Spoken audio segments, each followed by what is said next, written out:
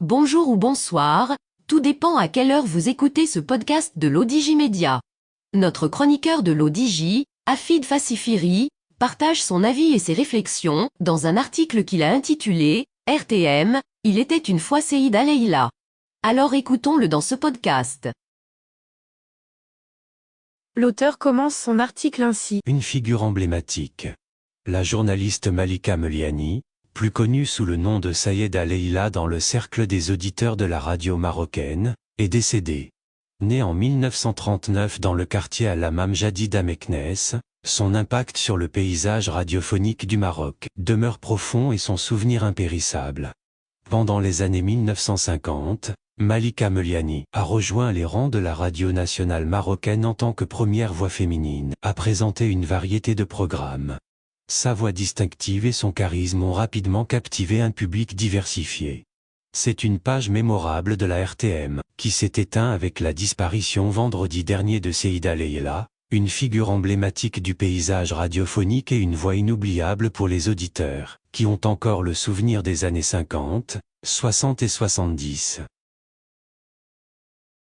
L'auteur précise ainsi. Malika Meliani était connue médiatiquement depuis des lustres sous le pseudonyme de Seyda Leila, nom de l'émission qu'elle avait brillamment animée pendant de longues années à la station radio nationale de la rue Brilly, à Rabat. Laquelle émission dont le credo a été d'évoquer les problèmes et attentes de la femme et de la famille marocaine, depuis les années 50 du siècle dernier, en sus de son émission sociétale célèbre intitulée Ana Andi Mouchkila, J'ai un problème.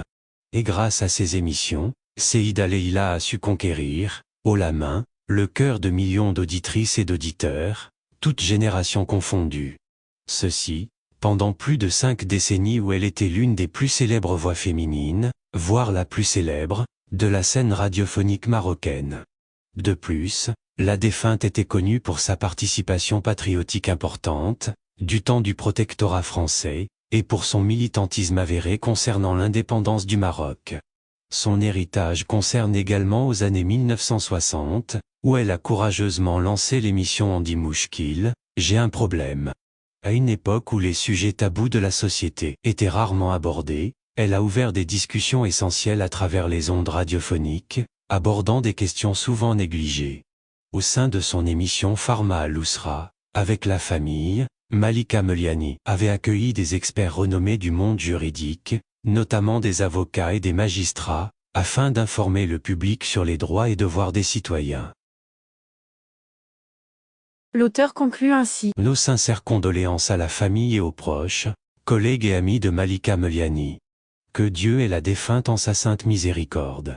Nous sommes à Dieu et à lui nous retournons. Rédigé par Afid Fassifiri et lu par l'intelligence artificielle de l'ODJ Média. Merci d'avoir écouté ce podcast de l'ODJ Média, ce bouquet de supports numériques, portail, magazine mensuel connecté, web radio et web TV. N'oubliez pas de télécharger notre application l'ODJ Mobile sur Play Store et de vous abonner à notre chaîne YouTube l'ODJ TV. Vous pouvez, aussi, nous suivre sur nos réseaux sociaux, Instagram, Facebook, TikTok, LinkedIn et Twitter. Ou encore, vous inscrire sur notre newsletter quotidienne à partir du portail l'odj.ma. Alors, on se dit au prochain podcast de nos chroniqueurs de l'ODJ. Et à très bientôt, si et seulement si vous le voulez bien.